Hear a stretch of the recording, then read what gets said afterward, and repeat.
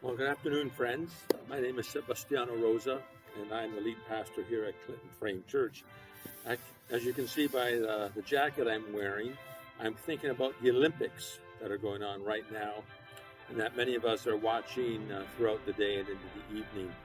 I'm privileged to wear this jacket because in 1988, I was a torchbearer. I carried the torch for a kilometer across Canada as part of the relay.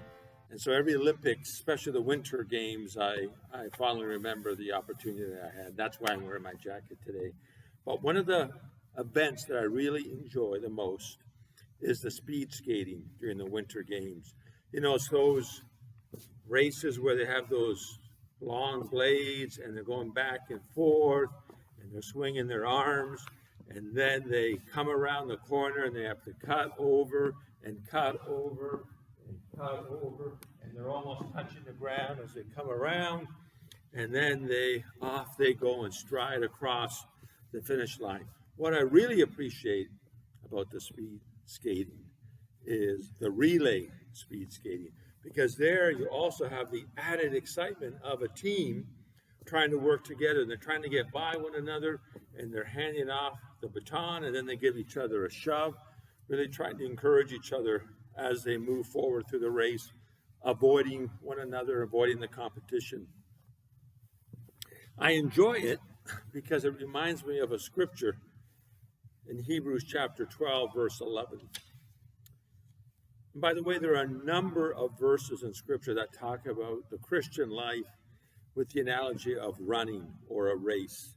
And here in Hebrews chapter 12, verse 1, it says, "Therefore, since we are surrounded by such a great cloud of witnesses, let us throw off everything that hinders and the sin that so easily entangles, and let us run with perseverance the race marked out for us."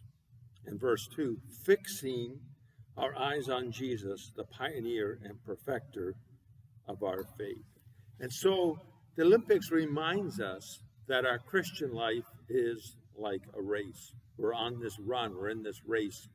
And we do it, first of all, with one another. You can't live this Christian life, you can't grow in your faith unless you're surrounded by friends, by mentors, by encouragers, by supporters, by those who keep us accountable, where we push each other, we pass the baton off of wisdom and insights that we gain from Scripture and life experience. We need each other, and that's why it's important, as the writer of Hebrews tells us.